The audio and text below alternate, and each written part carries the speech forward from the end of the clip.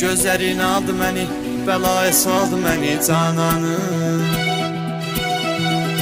Yaşamağıma sənə bəs, alıram sənə nəfəs cananım. Tək ehtiyac o da sən, başımın tacı da sən sultanım. Sənsiz döyünməz ürək, həsrətinə dözməz ürək cananım.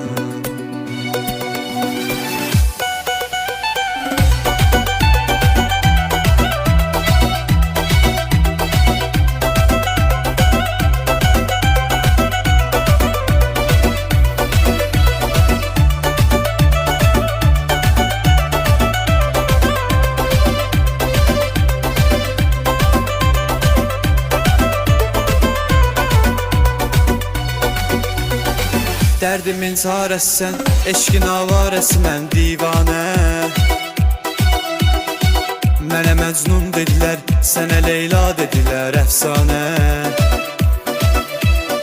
Dur baxım gözlərinə, qala bilməz ürəyim biganə. Dolalım başını mən, sən şam ol mən sənə pərvanə. Gözlərin aldı məni, bəlaya saldı məni cananım. Yaşamağıma sənə bəs, alıram sənə nəfəs cananım. Tək ehtiyac o da sən, başımın tacı da sən sultanım.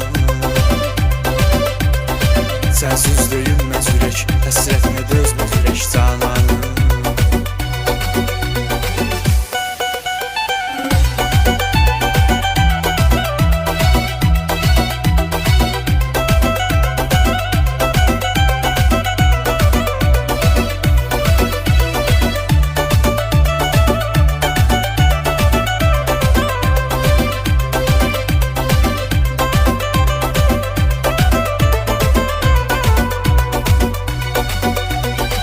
Bu sevgi alın yazın, sənin yanın mənə cənnətdir gülüm.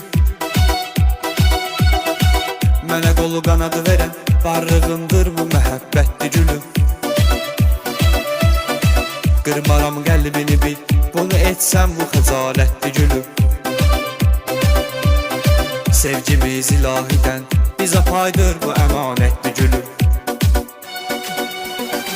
Gözlərin aldı məni, bəlaya saldı məni cananım. Yaşamağıma sənə bəs, alıram sənə nəfəs cananım. Tək ehtiyac o da sən, başımın tacı da sən sultanım.